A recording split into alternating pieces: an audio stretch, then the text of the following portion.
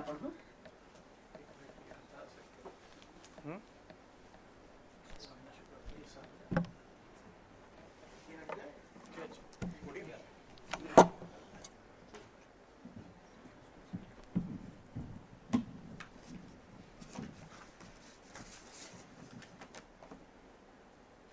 मैं सबसे पहले रजा की स्मृति को प्रणाम करूंगी। 2 साल पहले रजा कहते हैं चले गए। मैं पूछती हूँ सच में क्या, सच में क्या, सच में क्या? तो ये कविता उनके लिए। एक चितेरे के लोक में सूरज उगता है कई कई दिशाओं में, भेदता तिमिरांचल, पर्वतों के शिखरों से देखता जगत को। उस सूरज की लाली से लाल होती कवि मन, थिर हो रमती चितेरे के लोक में, उसी के आलोक में भास्वर। आज मैं आप लोगों को जो कविताएं सुनाऊंगी वो मेरे नए काव्य संग्रह से है। इसका शीर्षक है पिरामिडों की तहों। तो पहली शीर्षक कविता, ये दिन पिरामिडों की तहों में गुजरते दिन हैं। ये दिन पिरामिडों की तहों में गुजरते दिन हैं। घुप अंधेरों में बसी है दमघोटू जहरीली हवा, पत्थर बन गई हड्डियों पर बिछी भुरभुरी मिट्टी, पांव के नीचे सापिन सी सरकती है भय, केवल भय। आत्माएं जाग रही हैं जीवन के एहसास भर से, वे पहचानती नहीं मुझे। स्तब्ध आत्मग्रस्त संशयी निगाहों से टटोलती हैं मेरा वजूद। भय, केवल भय, भय, केवल भय, यहाँ से वहां तक। मैंने भी कहाँ देखा था यूं आत्माओं को जागते कभी। यह पिरामिडों की मेरी तीसरी यात्रा थी। 3 बार पुकारने पर प्रेत जागते हैं, ऐसा कहा था गुरु ने। मैंने गुरु को पुकारा 3 बार। आत्माएं मेरा अनुगमन कर पुकारने लगी गुरु को। पिरामिड में गूंज रही थी कातर पुकारें, गुरु कहीं नहीं थे।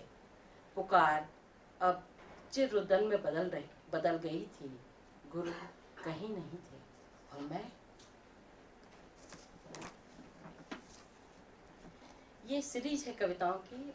अगली वाली जो 3 सुनाऊंगी, पहला है उसमें से, ज्यों आसमान पर जहाज उड़े।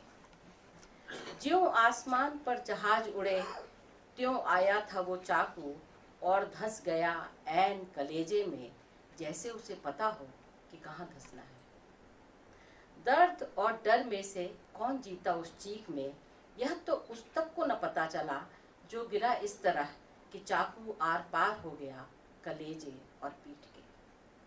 अब चाकू का फल क्षितिज की ओर तना था। क्षितिज लाल हो चला था। दूर दूर तक कोई न था सिवाय घोड़े के टापों सी उलझते दौड़ते दूर होते कदमों की आवाज। धरती के फुट भर हिस्से को रंगता वह आदमी अब भी डर और दर्द के उलझन में पड़ा था, कड़ियां लपेटता। दूसरी है सीरीज की, कैसे बताए वह।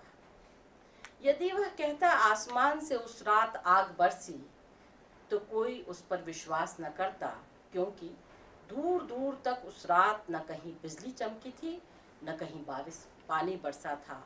बादल तक नहीं थे उस रात आकाश में। चांद तारों भरी वो सुंदर रात थी, ठीक परियों की कहानियों की तरह। यदि वह कहता कि डूब गया वह गहरे समंदर में, तो कोई विश्वास न करता उसके कहे पर, क्योंकि वह जीता जागता खड़ा था ऐन सामने। यदि वह कहता कि इतने धमाकों, इतनी चीखों से उसके कान के पर्दे फट गए, तो सब हंस पड़ेंगे उस नासमझ पर कि वह हमारा कहा सुना सब सुन रहा था। हाँ, बस देखता जाता था बेचैन कि कैसे बताए वह उस रात के बारे में, जब उसने अपने पड़ोसियों को बाल्टी उठा पेट्रोल फेंकते देखा था घरों पर। कैसे बताए कि आया था उड़ता एक गोला और आग बरसने लगी थी चारों ओर। कैसे बताए उस रात के अंधेरे की गोद गर्म थी, बावजूद थर थर कांपते जिस्मों के। कैसे बताए तब से अब तक कितनी बार धंसा है वो समंदर में आग बुझाने। कोई नहीं मानता उसकी बात, कोई नहीं जानता समंदर की था। इस सीरीज की तीसरी कविता है वीरान। घर सुनते ही वह अपने भीतर सिमट जाता था। घर सुनते ही वह अपने भीतर सिमट जाता था, मानो वही उसका घर। घर सुनकर कभी उसके चेहरे पर मुस्कान नहीं दिखी। बाया गाल और कान जरूर फड़कते थे क्षण भर को।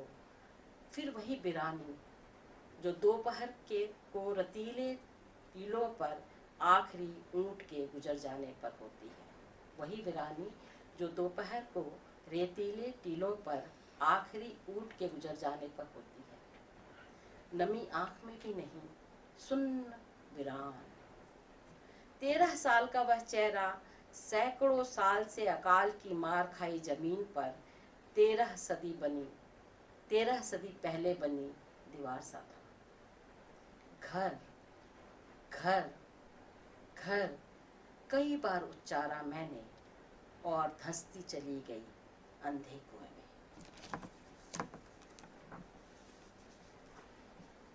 अब कुछ कविताएं स्त्रियों के बारे में, और सबसे पहली उसमें है घर। कैसा अजीब ढब है, कैसा अजीब ढब है। पुरुष घर छोड़े तो वैरागी हो जाता है, सन्यासी कहलाता है। सब उसके पांवों पर गिर धन्य हो जाते हैं। और औरत अगर घर छोड़े तो उल्टा दर से ठुकराई जाती है। सबके पांवों की ठोकरें वह खाती है। आह, इसका अपवाद तो सीता भी नहीं। निष्कासित। कभी किसी औरत का घर देखा है? कभी किसी औरत का घर देखा है? कहते तो यही है कि औरत ही घर बनाती है, पर जब भी बात होती है घर की तो वह हमेशा मर्द का ही होता है, और वहां से निष्कासित औरत ही होती है। मेरा कोई घर नहीं। वे पेड़ देखे हैं तुमने जिनकी जड़ें धंसने नहीं दी जाती जमीन में गहरे तक? ना, बोनसाई नहीं हूं मैं। मेरी इतनी साजो संभाल की किसे फुर्सत है। और फिर बोनसाई ऐसी नहीं होती कि घर भर सुस्ताले उसकी छांव में, धूप से बारिश से बचा ले खुद को, तोड़ फल खा ले, डालों पर बांध झूले, झूम झूम गा ले। पेड़ तो हूं, पर जिसकी जड़ें धंसने नहीं दी जाती इतनी गहरी कि कह सकूं कि यह जमीन मेरी है। पौध में यहाँ की नहीं, रुपी एक घर में ले जाई गई दूसरी ठौर। इस दोनों के बीच की दूरी नहीं पटी किसी देश, काल, धर्म, किसी भी ठौर।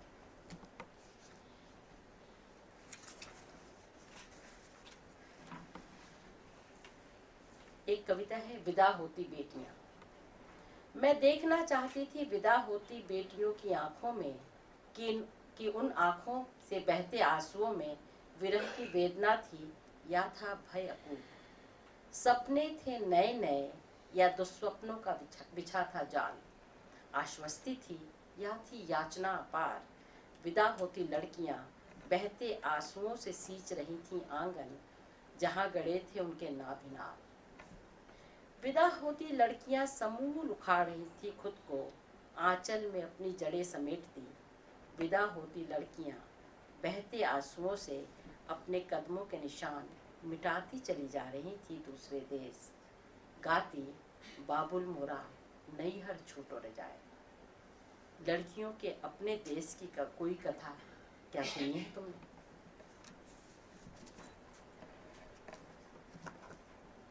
अब एक कविता है, ये इस सीरीज अंतिम कविता में आज के पाठ के लिए मैंने सोचा था इसको। उजाड़ को रंग भरती वे पत्तियां, काट दिए गए जवान पेड़ के सूखे तने के खोखल से झांक रही थी वे पत्तियां तनिक ललचौही। अधमरे सूरज के निस्तेज ताप को अपने भीतर भर लेने को आतुर, तनिक तनिक हरी होती, आसपास के उजाड़ को रंग भरती, वे नन्ही नन्ही 4 कोमल पत्तियां। वातावरण में गूंज रहा था भीषण युद्ध का नाद। खुद को शिखर पर बिठा देने के भयावह उपक्रम में पांवों के नीचे कौन कुचल रहा है, पुत्र या शत्रु, यह बोध भी जाता रहा था। केवल मैं था शेष वहां। अहंकार के मद में डूबे उस काल के भयंकर विकराल में वह नन्हा अश्वत्थ आश्वस्ति के छाते से सा तना था, आंखों में नमी भर